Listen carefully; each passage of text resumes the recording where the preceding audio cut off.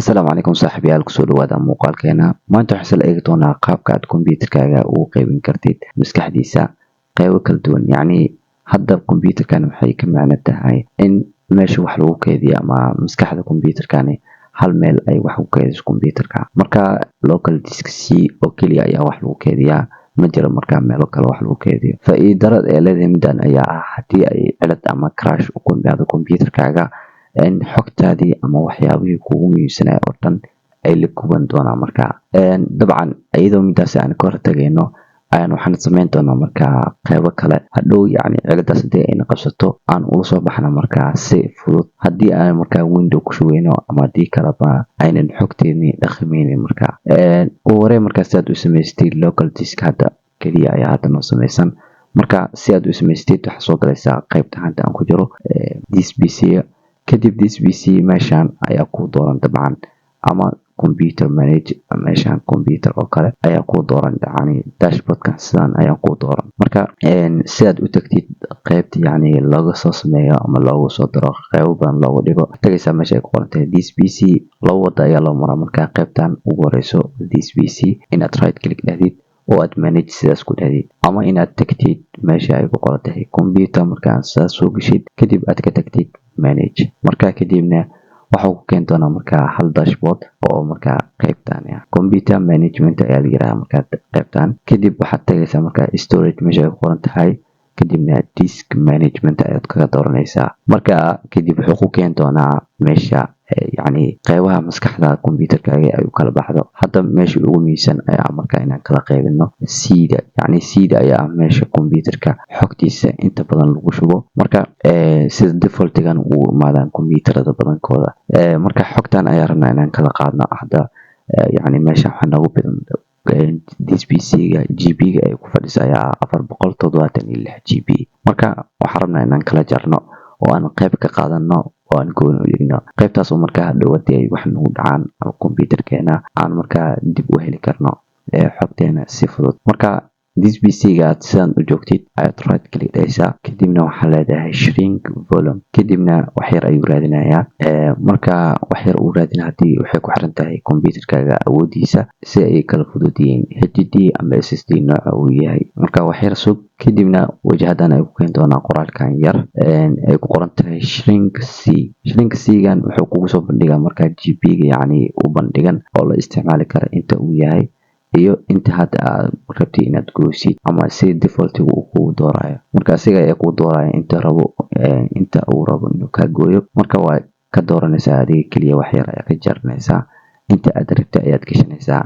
asiga tiisa qaadan maysid. oo haddii aad midda defaultiga qaadatid waxaa kugu dhici karto in intan ay kasii badanto. hadda tusaale qaybta kore wuxuu ku leeyahay 487, yacni waxsaas tirooyinka saas u badan soo dhigay. marka waxay ka dhigan tahay 487 GB ayay ka dhigan tahay qaybta ugu kore oo ku qoran tahay total size before shrink, yacni intaana la kala jarin ka hor ama waxay ahayd GB-ga aad isticmaali kartid 487. kadib waxay ka noqonaysaa 378 ayay ku noqonaysaa markii laga jaro yacni inta laga jarayo dabcan inta laga jarayo 378 inta ayuu kugu soo highlight gareeyay marka si aad ugu bedeshid. marka adiga wax kaliya waxaan ka bedelayaa aniga hal tiro oo kaliya ayaan ka jarayaa, sida dabcan 8daas oo kaliya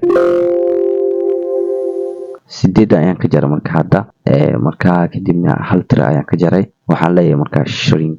hadda dabcan 8daas aan ka jaray waxay ka macno tahay inaan dhimay, waayo waxay ahayd 378 ayay ahayd. hadda waxay noqotay markaa 37 meelahaas camal ayay noqonaysaa dabcan. kadibna meeshaas ayaa ku dhufanaysaa, wax yar ayuu raadinaya markaas si inta uga soo muujiyo. marka 36 ayayna noqotay 36 GB. qaybtani waa laga jara markaa 439 intana 36. marka 70 xogo ayay umaleynaa marka inuu ka jara ayaan filaa. haddii aan soo fiirno marka in qaybtan lagu soo daray, weli laguma soo darin dabcan oo live lagama soo dhigin. si aad markaa uga dhigtid iyada ayaa haddana tegaysaa mar labaad midda aad soo samaysatay allocated ay ku qorantay. dabcan waxaa ku garaysaa inay ku qoran tahay allocated inaad hadda ay cusubtay. sidoo kale kalarkan ayaa madow kuwan kalaradooda waa buluug, tanna waa madow. marka dabcan farqigaas ayaa u dhexeeya. marka iyada ayaa tegaysaa hal mar click siinaysaa, kadibna right click ayaa leedahay. marka kadib waxaa leedahay new symbol volume. marka kadibna next ayaa leedahay. waxa ay ku weydiinayaa halkan dabcan halkan iyadan waa muhiim inaad iska fiirisid, waayo magaca uu ku bixin doono waa midkeeni hore noo samaysnaa ayaa local disk C ayuu noo ahaa. haddana waxa si defaultiga noo dooray ama qaabka asiga uu talagal computerka lagu programiyay noo dooray mid D ay ku qorantay, yacni C da hore ayaa loo qaatay. marka hadda D ayuu noo dooray. waxaana awood u leedahay inaad dooratid A ilaa to Z, yacni ereyadaas u dhexeeya oo dhan ayaad dooran kartaa. marka anaga waxaan leenahay sidiisa ku dhaaf next, kadibna magaca ayaad halkan ula bixi kartaa oo ay kusoo muuqanayo. hadda tusaale engineer Usama haddii aan gelino, kadib wuxuu leeyahay engineer Usama D, yacni local disk meesha ahayd ayuu wuxuu ka dhigaa marka engineer Usama aynu isla eegno. marka kadibna next ayaan leenahay, wixii kasoo baxayaan arkaynaa. kadibna finish iska dhaaf, waa processorka ugu dambeeya. marka halkan sidaan ugu jeedno calaamadii madowga ahayd waa isbedeshay, yacni waxay noqotay hadda kuwan ayaa lamid noqotay C oo kale buluug ayay noqotay. halkan aynu kasoo fiirina. marka dabcan halkan waa ujeedaan waa nala soo bandhigay, waxaana ku qoran engineer Usama D, kana waxaa ku qoran local disk C. yacni waxay ka micno tahay midkan hadda Windowska oo kale ayaa ku jiro. haddii aan rabo Windowska inaan ka bedelo, xogta meeshan ku jirtay oo dhan waa ay baxaysaa. laakiin xogta haddii inta ugu jirto,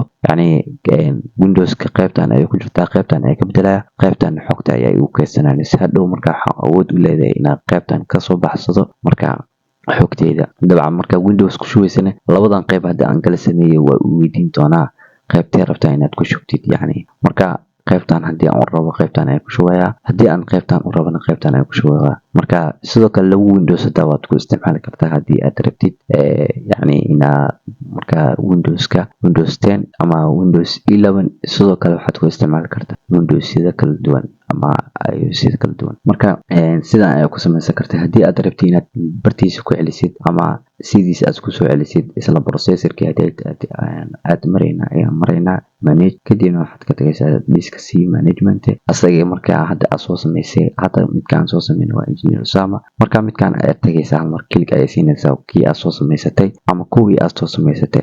kadibna right click ayaa leedahay. waxaa leedahay markaa delete volume.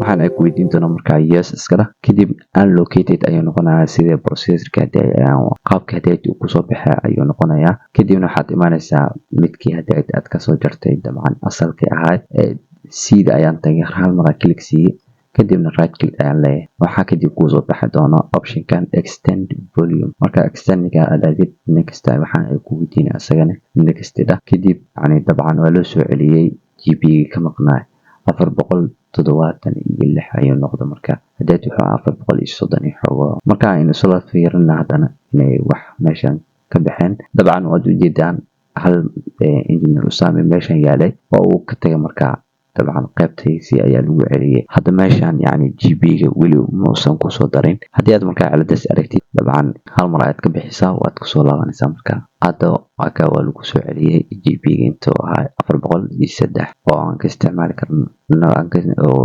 GB-giisa saxda yihiin 476. marka 403 ayaa ka badan. sidan ayaa ku samaysan kartaa. haddii aad muuqaalkan ka heshay waxaan kaa codsan lahaa inaad like saartid. sidoo kale haddii aad ku cusubtay channelkeena nagu soo biir. waxaan saaranahay oo aan ku dhownahay wadadii aan ku gaari lahayn 10,000 subscribers. marka nagu soo biir saaxiibayaal haddii aad ku cusubtay channelkeena. mahadsanidin.